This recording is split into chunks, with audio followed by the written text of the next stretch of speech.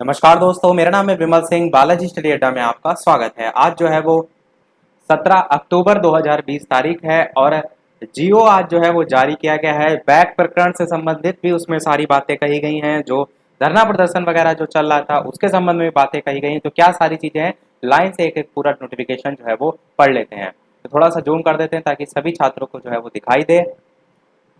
तो ये जो है आपका नोटिफिकेशन है, जिसको अगर आप देखेंगे तो प्रेषक जो है वो निदेशक राज्य शैक्षिक अनुसंधान और प्रशिक्षण परिषद यानी कि SCERT की तरफ से जारी किया गया, उत्तर प्रदेश लखनऊ। सेवा में निदेशक सूचना और जनसंपर्क विभाग, उत्तर प्रदेश लखनऊ। 17/10/2020 आज ही नोटिफिकेशन ये जारी किया गया। तारीख भी यहाँ पर पड़ी हुई है। विषय लिखा है इसमें डीएलएड प्रशिक्षण की परीक्षा वर्ष 2020 हेतु विज्ञप्ति प्रकाशन के संबंध में। तो पहला नोटिफिकेशन जो परीक्षा है उसके संबंध में विज्ञप्ति न्यूज़पेपर में प्रकाशित होती है, उसके संबंध में नोटिफिकेशन जारी किया गया। इसमें लिखा है कि 2020 की परीक्षा के संबंध में निर्गत प्रेस विज्ञप्ति संलग्न करते हुए इस अनुरोध के साथ प्रेषित है कि जन सामान्य के सूचनार्थ जनहित में उक्त जो विज्ञप्ति है उसको निःशुल्क दैनिक समाचार पत्रों में दिनांक 18/10/2020 के अंक में प्रकाशित कराने का कष्ट जो है वो करें। नीचे नाम भी देखे लिखा हुआ है, सर्वेंद्र विक्रम बहादुर सिंह, जो कि SCERT के प्रमुख हैं। और बात करते हैं इसी के आगे नोटिफिकेशन जो है आपका प्रेस विज्ञप्ति, जो कि आपका इसमें लास्ट में बैक प्रकरण के संबंध में भी सारी चीजें लिखी हुई हैं। तो स्टार्टिंग से पढ़ लेते हैं। इसको लिखा है इसमें कि डीएलएड प्रशिक्षण 2019 पहला सेमेस्टर और डीएलएड प्रशिक्षण 2018 बैच तृतीय सेमेस्टर की परीक्षा मार्च 2020 में प्रस्तावित थी, किंतु कोविड के कारण नहीं हो सकी।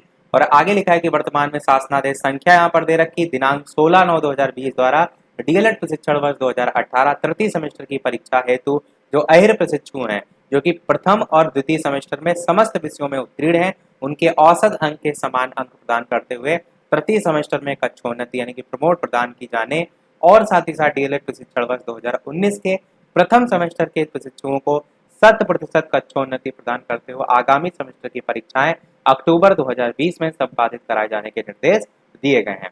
आगे की शासनादेश में दिए गए जो निर्देशानुसार डीएलएड प्रशिक्षण वर्ष 2018 तृतीय सेमेस्टर में कक्षोन्नत प्राप्त करने वाले जो चतुर्थ सेमेस्टर के अहिर प्रशिक्षु हैं और डीएलएड 2019 प्रथम सेमेस्टर में कक्षोन्नत प्राप्त करने वाले जो द्वितीय सेमेस्टर के अहिर प्रशिक्षु हैं, उनकी परीक्षा हेतु कार्यक्रम घोषित किया गया है। इसके साथ ही डीएलएड प्रथम और तृतीय सेमेस्टर की परीक्षा में जो अनुत्तीर्ण है या जो छूटे हुए प्रशिक्षु हैं, उनके लिए भी परीक्षा कार्यक्रम घोषित किया गया है, जो कि यहाँ पर दे रखा है। आप देख सकते हैं कि बीटीसी बैच सबसे पहले अवशेष 2013, 14, 15, 17 डीएलएड 2018 प्रथम सेमेस्टर की बैक पेपर की परीक्षाएं दिनांक 30/10/2020 से 1/11/2020 तक संपादित है। स्कीम पहले भी आ चुकी है, यहाँ पर सारी चीजें क्लियर की गई हैं। इसी प्रकार बीटीसी प्रशिक्षण सभी अवशेष बैच 2017 अवशेष अनुत्तीर्ण बैक पेपर और डीएलएड 2018 तृतीय सेमेस्टर की जो है कक्षोन्नत किए गए प्रशिक्षुओं से इतर यानी उनको छोड़कर उनकी परीक्षाएं दिनांक 2/11/2020 से 4/11/2020 तक संपादित कराई जाएंगी। आगे बीटीसी बैच यहाँ पर सभी अवशेष और 2018 द्वितीय सेमेस्टर अवशेष या अनुत्तीर्ण बैक पेपर डीएलएड प्रशिक्षण 2019 द्वितीय सेमेस्टर की जो परीक्षाएं वो 5/11/2020 से 7/11/2020 तक संपादित कराई जाएंगी। इसी प्रकार आगे भी देखिए तो डीएलएड यहाँ पर भी सभी अवशेष बैच डीएलएड प्रशिक्षण 2017 अवशेष अनुत्तीर्ण बैक पेपर और डीएलएड 2018 चतुर्थ सेमेस्टर की जो परीक्षाएं हैं वो दिनांक 9/11/2020 से 11/11/2020 तक संपादित कराई जाएंगी। सभी देखिए यहाँ पर सभी बैच को शामिल किया गया है। आगे लिखा है कि उक्त निर्धारित परीक्षा कार्यक्रम के अनुसार परीक्षा आवेदन पूरित किए जाने की कार्यवाही संपादित की जा रही है।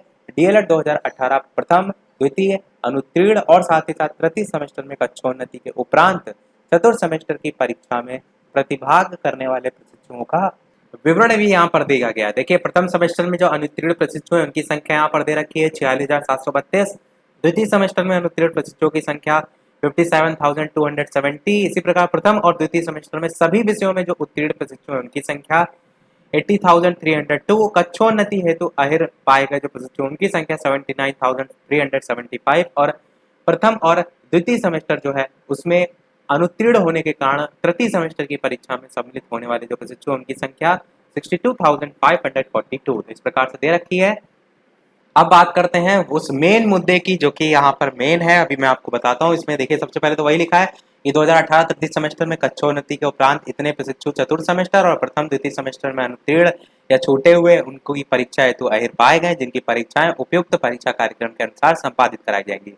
इस बीच डीएलएड 2017 के ऐसे प्रशिक्षु जो प्रथम, द्वितीय और तृतीय सेमेस्टर में अनुत्तीर्ण होने के कारण तृतीय सेमेस्टर की परीक्षा दिए जाने हेतु अहिर थे, जिनके द्वारा तृतीय सेमेस्टर में कक्षोन्नति किए जाने और चतुर्थ सेमेस्टर की परीक्षाओं या जो प्रशिक्षु हैं उनके साथ प्रस्तावित परीक्षा में स्वयं को सम्मिलित किए जाने और या अथवा चतुर्थ सेमेस्टर की प्रस्तावित परीक्षा को स्थगित करते हुए तृतीय सेमेस्टर की परीक्षा में उनके उत्तीर्ण होने के उपरांत चतुर्थ सेमेस्टर की परीक्षा कराए जाने की मांग को लेकर यहाँ पर देखिए लिखा है, लखनऊ में निदेशक राज्य शैक्षिक अनुसंधान और प्रशिक्षण परिषद कार्यालय लखनऊ एवं इको गार्डन लखनऊ में धरना प्रदर्शन जो है वो शुरू करना, यहाँ लिखा है प्रदर्शन करना शुरू कर दिया गया।